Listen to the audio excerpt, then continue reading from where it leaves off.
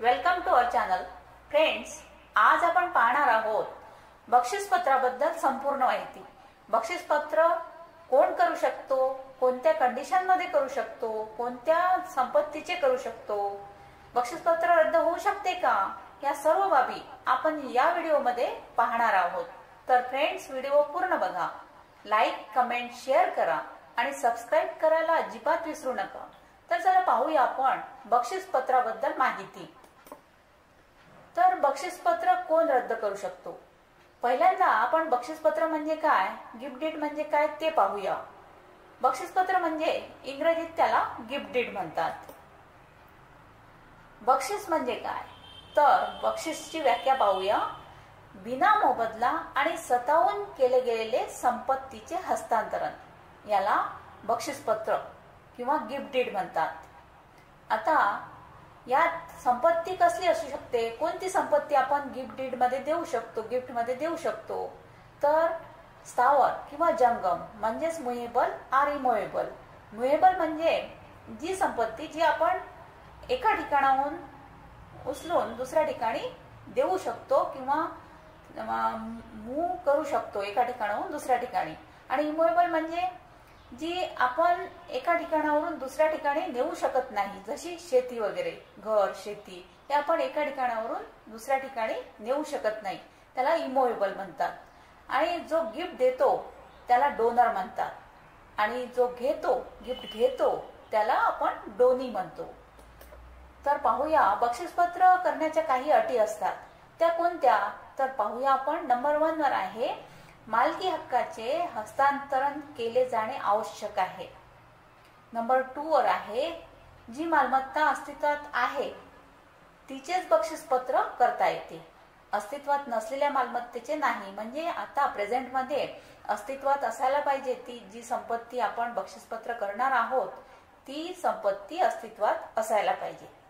Number 3 वर आहे, हस्तांतरण बिना मोबदलाच केले जावे, त्याचा काहीच मोबदला घेता येणार नाही. नंबर 4 वर आहे, हस्तांतरण ऐच्छिकपणे असावे, म्हणजे पूर्ण इच्छा असायला पाहिजे देणाऱ्याची. नंबर 5 वर आहे, असे हस्तांतरण देणाऱ्या आणि घेणाऱ्याच्या हयातीत किंवा देणाऱ्याच्या मृत्यूनंतर होऊ शकते, देणाऱ्याच्या इच्छापत्राद्वारे. देणारा आणि घेणाऱ्याच्या हयातीत म्हणजे ते जिवंत असायला हवेत, किंवा देणाऱ्याच्या मृत्यूनंतर होऊ शकते म्हणजे त्यांच्या इच्छापत्राद्वारे म्हणजे विलद्वारे.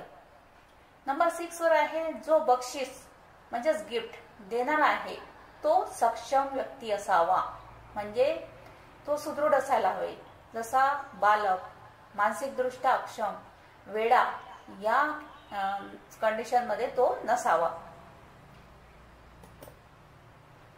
नंबर 7 वर आहे, सगळ्यात महत्वाचे म्हणजे ज्याला बक्षीस गिफ्ट दिले जाणार आहे त्याने त्याचा स्वीकार करणे आवश्यक आहे, म्हणजे ते बक्षीस त्याने ते गिफ्ट त्याने ऍक्सेप्ट करायला हवे. जर असे झाले नाही तर ते हस्तांतरण अपूर्णच राहते. हा स्वीकार जी व्यक्ती गिफ्ट देणार आहे त्याच्या हयातीतच, म्हणजे तो जिवंत असायला हवा, त्याच्या हयातीतच करावा लागतो. आणि जर असे झाले नाही तर बक्षीसपत्र निरुपयोगी ठरते. आता बक्षीसपत्र रद्द केले जाऊ शकते का, तर हा सर्वात मोठा प्रश्न आहे. हो, पण काही कंडिशन्स आहेत, त्या कंडिशन्स आपण पाहूया. देणारा आणि घेणारा यावर एकमत होत असतील, बक्षीसपत्र जर बळजबरीने फसवून केले गेले आहे असे सिद्ध करता आले तर.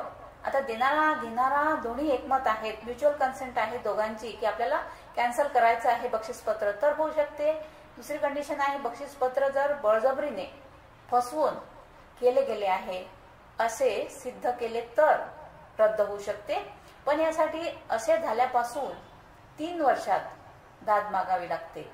इतर कोणत्याही कारणामुळे गिफ्ट रद्द करता येत नाही. आता यामध्ये तुम्हाला कोर्टामध्ये 3 वर्षाच्या आत दाद मागावी लागेल तरच ते रद्द होऊ शकेल.